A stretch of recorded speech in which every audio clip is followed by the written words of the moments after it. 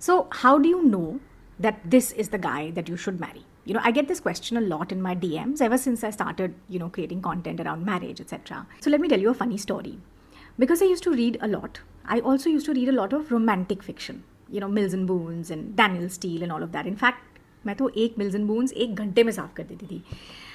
Most of the male protagonists in most romantic novels, particularly the Mills and Boons, were these, strong, silent, brooding, non communicative types who would, not even talk to the women they were in love with, treat her like a child, and generally forever be angry with her.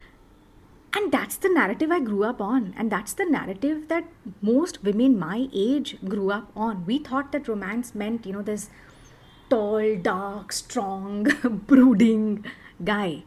Which now, when I look back, I think is so toxic. That guy was not an introvert. He was toxic because who treats the woman they love like that? Like one child and is forever angry with them and is non communicative because communication is what a relationship rests on. You have to be able to communicate with this person from day one, day zero.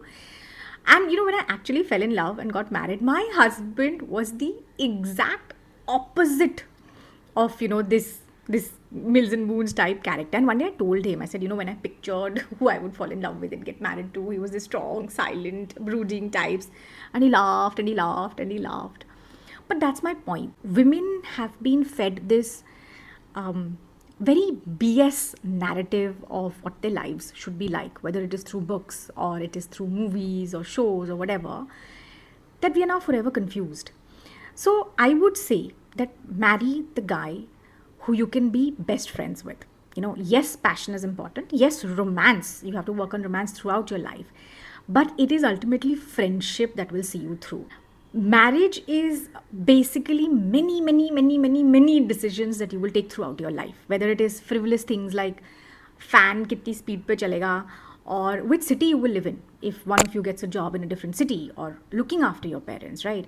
And all of this, you will survive all of these many decisions only if you have a deep bond and you're very good friends with each other. So marry the guy you can be friends with, marry the guy you can be honest with, marry the guy who makes you laugh, marry the guy who makes you his whole world and doesn't move mountains to prove it, but does small little things for you, like listening to you and being there for you and being nice to your parents, being good to dogs. But someone you can communicate with and someone you can actually be friends with. Marry the guy you can be friends with.